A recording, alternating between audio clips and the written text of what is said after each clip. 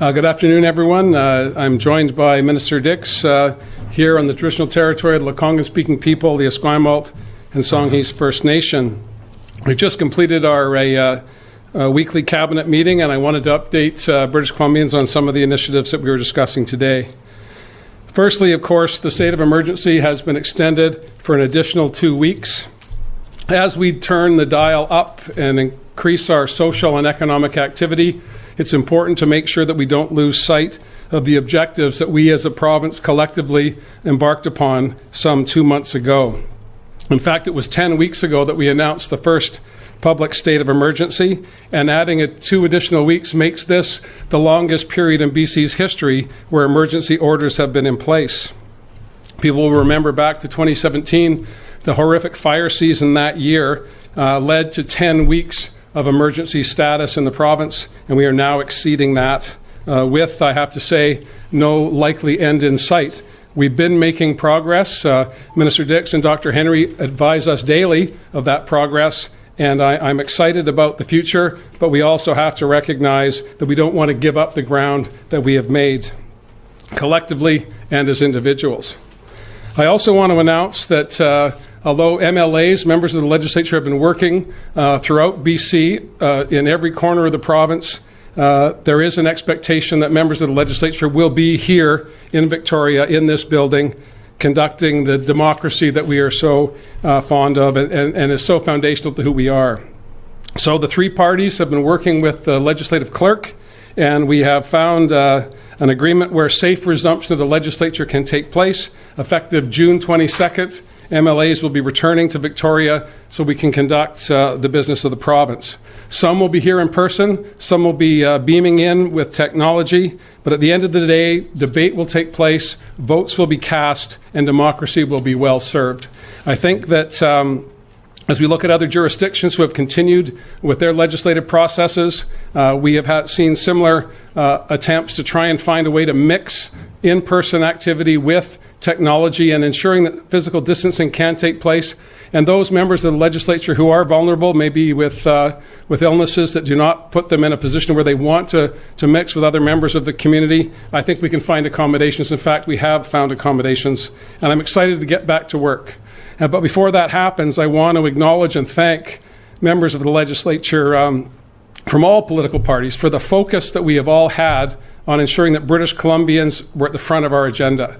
Partisanship has left the building, and it may well be returning in June, but I do want to say today that I'm grateful to the work of the BC Liberal Party, the BC Green Party, and my colleagues in the NDP for taking this challenge on, not as partisans, but as people, focusing on the needs of British Columbians, and it's been a success for all of us. And although I'd like to continue it on as long as possible, I'll understand if a partisan rock or 2 are thrown in the weeks ahead. Today we're also going to announce, Minister Dix and I were prepared to make this announcement, I think it was the week of the pandemic arriving in British Columbia. We were going to talk about the need for providing more health services in communities across BC, and in particularly we were going to talk about the need for more healthcare professionals and what we have characterized as the expansion of the primary care network in British Columbia. Minister Dix has been working on this since he was sworn in as minister. There's a challenge in every part of BC finding a family doctor. As communities start to grow, finding family physicians have been difficult. So we have brought in an innovation to the system here called urgent primary care centers that are supported by urgent primary care networks. And for too many people, the struggle to find a family doctor has now been relieved because of these community endeavors. And today, we're proud to announce that although it would have been opening soon if we'd announced it at the start, opened yesterday a new urgent primary care centre, the second one in the city of Surrey, the 17th in British Columbia. The Surrey operation that we opened in November of 2018 has already seen over 29,000 patients. And that's extraordinary. Those are 29,000 patients that did not clog the emergency room at Surrey Memorial Hospital. And we're going to continue, of course, with our plans to develop a second hospital in Surrey, centered in Cloverdale, which will put all of the healthcare needs, acute care, urgent primary care, as well as expanding and developing culturally sensitive and appropriate care for seniors in that great community of Surrey. And then we're going to be building this across the province as well. 90,000 people in Surrey don't have a family doctor. The urgent primary care centre we're announcing today will alleviate a great deal of the pressure on those families. I want to thank Minister Dix for his focus on this issue. Despite the extraordinary challenges that we've had on the public health side, we are also remaining vigilant and focusing on the delivery of regular services for the people of British Columbia. The Fraser Health Authority as well has done extraordinary work to prepare the ground for this second urgent primary care centre in Surrey, as well as getting into the planning stages, the business planning stages for the second hospital. So I'm happy to take any questions you may have on the issues that I've raised here today or any others that are on your mind. Minister Dix is here for any of the focused questions you may have on public health or on the announcement we're making today about the second urgent primary care centre in Surrey. A reminder to reporters on the line, please press *1 to queue for a question and unmute your phones. You won't be audible till I call your name. We're going to start today with a question from Tom Zaterik from Surrey Now Leader. Hello, hello, Premier. How are you doing? Good. How are you doing? Hello. Hi. Hi. How are you? Good. Good. Whereabouts is the urgent primary care centre going to be in Surrey? It's going to be in Newton, I think. King George and 6830 King George Boulevard. 6837 King George Boulevard. 6830. 6830 Yeah. King George Boulevard. That's Newton. Yeah. That was it. It's going to be open initially for 44 hours in the week, and by the end of July, we're hoping that it will be 7 days a week, 12 hours a day. And this is going to greatly relieve the pressure, again, increasing pressure on Surrey Memorial, and provide this alternative approach to health care for the people of Surrey. I know in my community of Langford, the urgent primary care centre there has greatly relieved the pressure on the Victoria General Hospital and given the people in my community a sense of comfort that they can access care even though they don't have a specific family doctor. And it's not always a doctor, of course, you need. The urgent primary care centres will have nurse practitioners, will have RPNs, will have a whole host of other healthcare providers, dietitians, social workers, and a network behind those that are on the front lines to make sure people get the services that they need. Our next question is from Lisa Yuzda. Go ahead, Lisa. Thank you, Premier. Looking at the horrors that were discovered in long-term care homes recently in Ontario and before that in Quebec, many families here in BC very frightened about what's happening behind the walls in care homes where their parents and grandparents are. They're, of course, cut off because of the restrictions of COVID-19. And so they can't be there to ensure that they're getting the care that they've insured prior to now. So can you be specific about what is being done in the province of BC to ensure standard of care is being maintained while families are not in there to ensure that their loved ones are getting the care they want them to receive? Well, thank you for the question. And I was horrified to read reports initially out of Quebec and most recently, of course, out of Ontario about the challenges in the long-term care facilities in those two provinces. And when we were sworn in as a government back in 2017, we took to heart the work of the seniors advocate who had put a pretty exhaustive report in place talking about long-term care facilities and the inadequate staffing in those facilities to meet the basic number of hours required to meet provincial standards. So the previous administration put in place standards and then proceeded to not meet them. So Minister Dix was tasked with improving the ratio of time per patient, and we were fairly successful at that with more work to do. Adrian can talk about some of the details around that, but our focus was making sure that our elders, our seniors, got the dignified care that they deserve in the last years of their lives. As we go into the pandemic, we've discovered, of course, also that there was insufficient compensation for some care workers who were finding themselves working at 1, 2, and sometimes 3 facilities. So very early on in the piece, Minister Dix and Dr. Henry took action to restrict that, to ensure that we were not having transmission from one facility to another when it comes to COVID-19. On the broader question of public confidence within our long-term care facilities, I can say with great certainty that the providers are giving the best care possible under extraordinarily difficult circumstances, and the horror stories that we're seeing out of Quebec and Ontario are not being duplicated here in British Columbia. I don't want Adrian, you want to add something to that? Thank you, Premier. Just to make a few points, as the Premier has said, that when in 2017, and this has been supported across the political spectrum, there were 95 care homes in British Columbia under what's called 2.9 hours per resident day. There are 0 now. The government introduced Bill 47, which got rid of Bills 29 and 94, which drove a system where workers in healthcare had less rights than in other areas, and that was supported unanimously in the legislature. We've added healthcare assistance seats, which is critical because there are human resource questions in healthcare. We've started programs including a new dementia village, which we've launched in Comox. Since COVID-19, and I think just joined the Premier in expressing our extraordinary appreciation to all those people working in healthcare, working in care homes, and working in the health authorities who brought in measures to deal with the terrible effects COVID-19 can have on care homes. It's true that in care homes and in assisted living homes, 4,000 to 5,000 people have died in Ontario and Quebec. That number is still unacceptably high in British Columbia. It's 92, but it's still unacceptably high. And the measures taken to ensure that all care homes have access to PPE, not just health authority owned and operated care homes, which was very important, restricting visits in long-term care, the work of infection control practitioners who were brought in, the rapid response teams that were brought in, and of course the single site order, which has been implemented now in 499 out of 545 eligible homes. So all of those measures are taken. This is the direction we received from 2017 from the Premier and certainly now, and I want to praise Dr. Henry and all those involved on the ground who have made this happen. Are care homes in British Columbia perfect? Absolutely not. We have to continue to make improvements. But I'm very proud of the work our teams have done and very sorry for all those as well whose family members have died before they should as a result of COVID-19.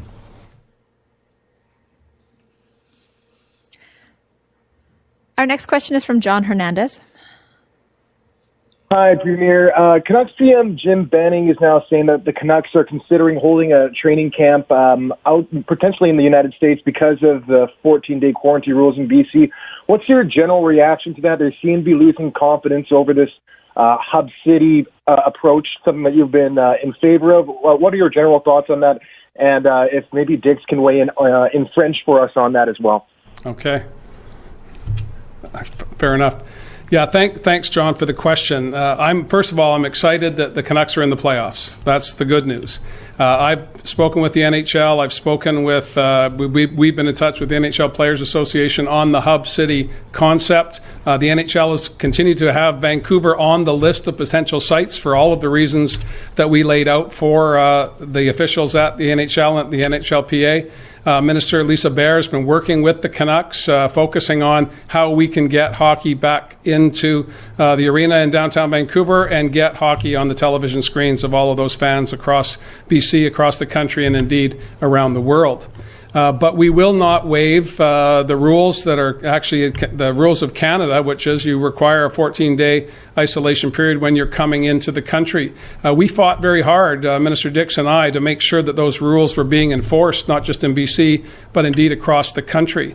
And although, as I understand it, the NHL is looking at resuming play in the middle of July, in COVID years, that's 1,000 years from now. And I look forward to continuing my discussions with the Canucks, with the NHL, about how Vancouver and British Columbia can play a part in the restart of the NHL. But we're focusing on the well-being of the citizens of British Columbia, as we should. And if we can do that and continue to focus on trying to bring hockey back to Vancouver, we'll do so. But the rules are in place. They're national rules that we fought hard to have put in place. I'm not going to ask for those to be bent today on the prospect of games potentially being played 8 weeks from now.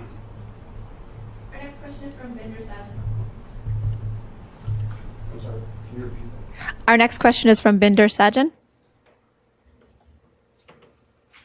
Go ahead, Binder. Hi, Premier.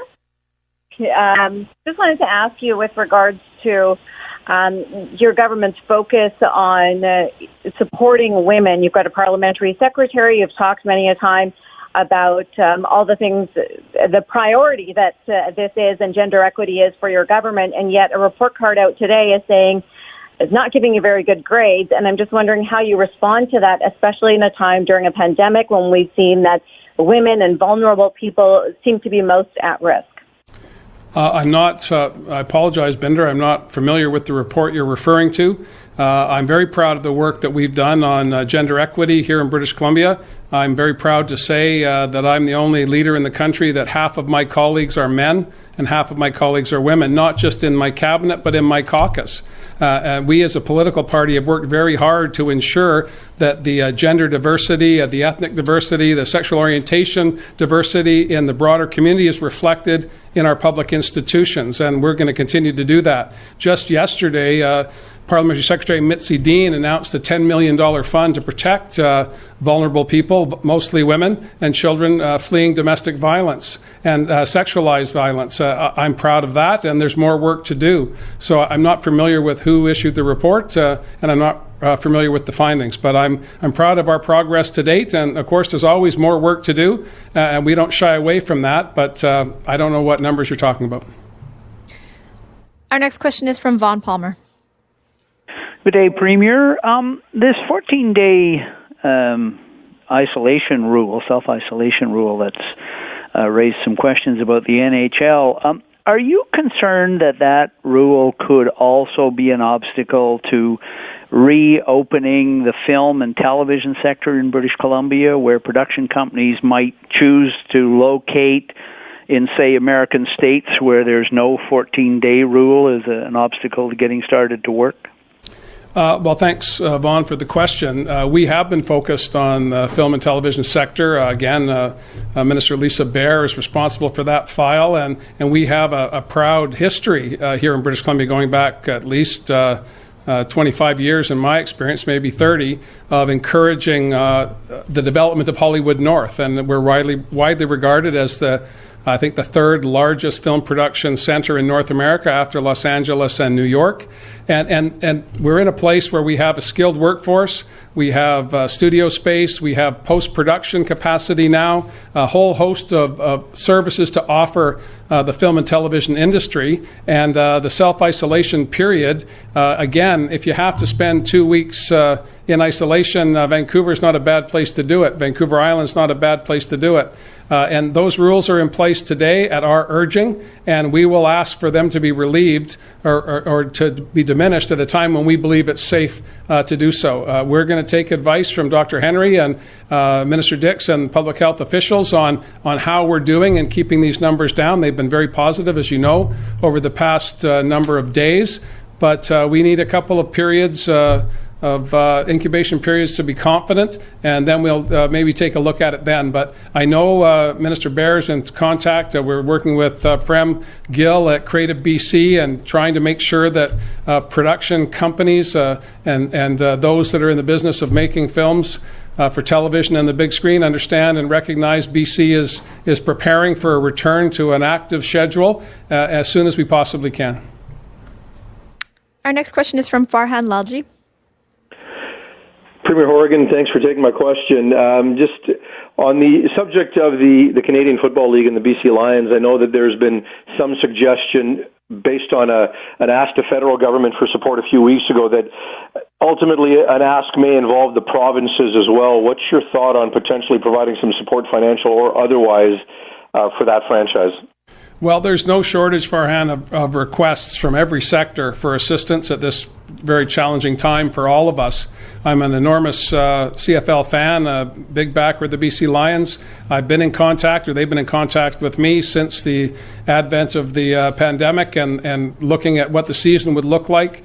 I know that they're looking at perhaps a later in the fall season of CFL play, and that'll, of course, depend on whether we believe that that's safe to proceed. Football, of course, involves a lot of people on both sides of the line, not just on the field, but on the sidelines.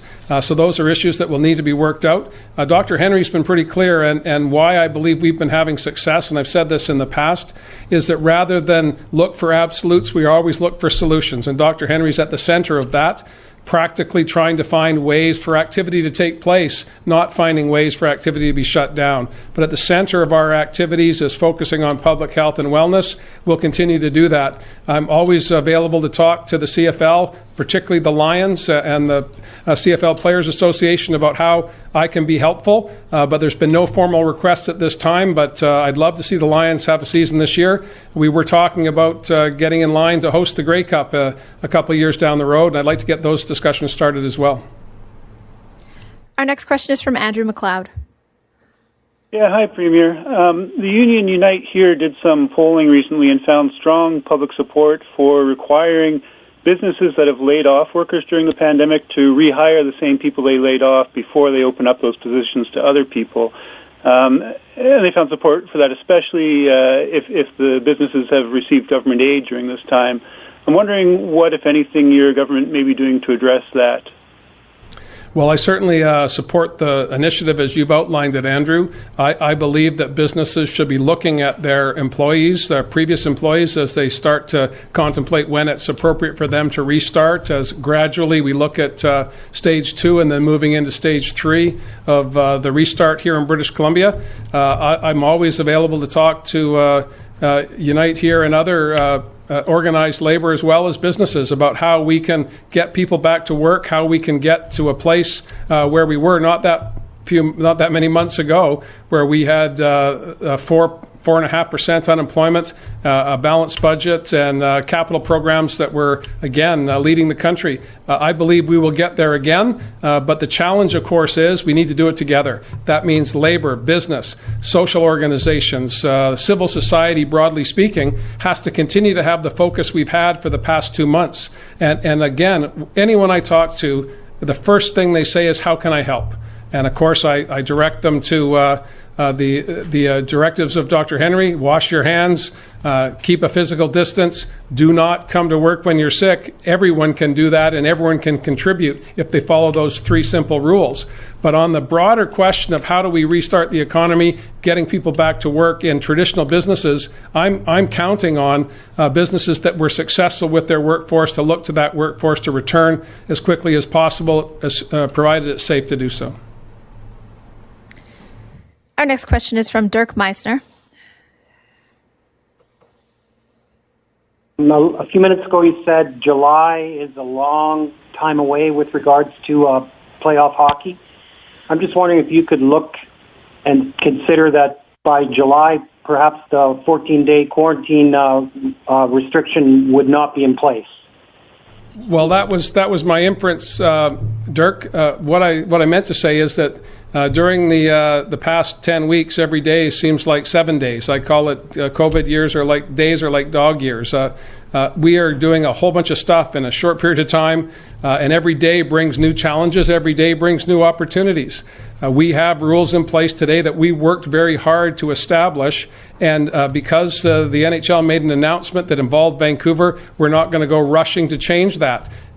2 weeks from now, 4 weeks from now, could be a completely different situation, provided we continue to see the progress that we've seen here in British Columbia, which involves everybody working together, observing physical distancing, keeping your hands clean, and doing those basic things that now seem so basic and fundamental to our well-being, as Dr. Henry has prescribed. But I don't want to rule out the NHL coming here. They haven't presented a plan to us. And when they do, in fact, when I talked to Commissioner Bettman, I said that Dr. Henry was enthusiastic about looking at a plan, and we haven't seen one yet. So we'll take the days as they come. Today, there's a 14-day self-isolation period in place, and I expect that will be there for the foreseeable future. Next, we have a question from Tom Fletcher. Hi, Premier. Thank you. On travel restrictions and tourism generally, the Canadian American Business Council has a new project called North American Rebound to begin economic recovery. And Dr. Henry has been considering a gradual easing of U.S. travel for family reunions as well as essential trade and business. For BC tourism, however, that's the hardest hit sector, it seems. Destination BC is advising its business clients that they expect no non-essential international travel for the rest of the year based on earlier statements from you. Is that still your expectation, specifically for the U.S., or is there some room to move now? And have you by any chance had a chance to speak to Governor Inslee about this? I haven't talked to Jay Inslee in a while. It's been, again, in COVID years, it seems like a long, long time. It might have just been last week, Tom, but I just don't know. But it's been a while. And my view is that we have made progress in British Columbia because we have insisted on our borders being closed, and anyone who's coming into Canada, for whether they be British Columbians returning home from abroad, are required to self-isolate for 14 days, and we've been tracking that. 32,000 tracking endeavors have been undertaken by British Columbia to protect our borders as part of the program we put in place with the federal government.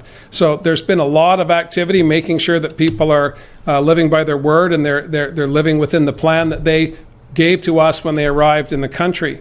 On the whole question of international travel, we're going to review that as we do with all issues on a weekly basis. I don't foresee any change in the near term at all, and that's why we're asking Destination BC to focus on encouraging British Columbians to stay home and go to those places they haven't been to in a while or perhaps have never been to. If you haven't been to Barkerville, it's a good idea, and Quesnel would love to see you on the way. Going to the interior and enjoying cherry season is something I would very much like to do. There's a whole bunch of things that we can do right here in British Columbia. 42,000 people booked campsites on Monday. So there's a lot of British Columbians who have things to do in BC that can stimulate our tourism economy. And I think that's where I'd like to focus, Tom, is on encouraging people to get out and see something, hopefully in your neighborhood. But if you want to travel further afield as the situation changes over the summer, I think that's good for everybody. It's good for the tourism economy, and it's good for British Columbians to recognize that there's no bad place in BC. Just splendor as far as the eye can see, for all occasions, as it says on the logo. Our next question is from Richard Zisman. Premier, one of the things when you were announcing the rollout of a return to school was an expectation that it may take some time for parents to get their kids back into the classroom. We're now getting a sense from districts that it's going to be around 50% of all kids returning to school. Does that surprise you that it's that high, and are there any concerns about that many kids going back into the school system all at once? No, again, Dr. Henry and Minister Dix would not have given approval to the plan if they felt that anyone was going to be at risk, whether it be support staff, superintendent, administrators, teachers, kids. So we're comfortable with the plan that Minister Fleming has put in place, and that plan was developed by CUPE, BC Teachers Federation, Vice Principals and Principals Association, trustees, and local communities, so as well as Parent Advisory Council. So all of the stakeholders in the K-12 system, and they are numerous, and they oftentimes are on different pages, have all come together to put in place a plan that we believe will work for the month of June to better prepare us for the return to regular school in September. What will happen on Monday will happen on Monday, and I'm sure that on Wednesday you'll have questions for me. But I'm very comfortable that all of the players in the system are on the same page. That's fantastic news for our system, fantastic news for our kids. Our next question is from Samir Kaushal. Hi, Premier. Thank you so much for taking my question. And I'm sorry, I joined late, so maybe you have answered this question already. But when can we expect the third phase of BC's Restart plan, especially some ease in restrictions for event planners and wedding businesses? Well, we are just in the second week of phase 2, and we're looking at what progress we make. And again, British Columbians are deciding how comfortable they are in the marketplace, how comfortable people are to go into businesses, to go back to work, all of those issues. So we need to see how phase 2 goes before we start contemplating phase 3. So far, so good. Again, Dr. Henry and Minister Dix reviewed the data regularly, and we'll get advice from them, and that will go to Cabinet and we'll make a decision. But our focus is on public health, making sure people are safe. We want to get the economy back to a place where people can be comfortable going to work, going to shop, going to visit destinations around British Columbia. But we're not certainly at stage 3 yet. We're expecting that to be sometime in later into the middle of June. Eh? We'll see how it goes, but we don't expect to be having any detailed discussions about that until at least the middle of June. Next, we have a question from Mary Brooke. Hi, Premier. Given the outcome of the extradition court case today in Vancouver for Meng Wanzhou, do you see any PPP procurement problems for BC or for the federal procurement system as part of the expected Chinese government pushback? And as part of that, how is BC's overall progress with producing PPE and manufacturing ventilators coming along here at home? Well, I'll ask Adrian to answer the questions about the PPE supply, because that's something that he's focused on every day. But on the case in Vancouver today, I haven't read the ruling. I understand I've been briefed on it. The decision of the courts is the decision of the courts. Where we go from here, what appeals take place, what happens next is entirely up to the various participants. For my part, I'm going to continue to conduct the business of BC to the best of my ability, to make sure that we have supplies that we need, to make sure that relationships that we need to have in place are in place. And I'm confident that the decision today in the courts may have ramifications across the country and around the world. But as far as I'm concerned, the case was heard in Vancouver. Ms. Meng is staying in Vancouver, but this was a decision by the national government. This is an issue that involves national issues with respect to extradition, with respect to other nation states. That's not my file, and I'm going to stick to my own knitting and focus on the many and varied challenges I have here rather than look at others. And you want to add the PPE piece? Well, just to say, because of really extraordinary efforts here in BC, we've worked hard to address what has been a massive disruption in international supply lines for PPE. I'll just give you an example. Since the beginning of April, we've obtained 4 million N95 respirators, many of them from China and non-traditional sources. And we've gone through the process as you'd expect, because we want materials to be safe for people, to test that material. We've also obtained just this week and are putting into service a testing machine to help speed up that process. So we've been doing that work, and I think the work that public servants have done and British Columbians have done has really been extraordinary. We've had some help from the federal government. They've had some challenges too. We've received, I think, in the neighborhood of 60,000 of those 4 million respirators from federal suppliers. But our people, as you can see from those numbers, have been quite effective, and we're just going to continue to do the work, working to ensure excellent supplies of PPE, because we're going to need that in the months to come.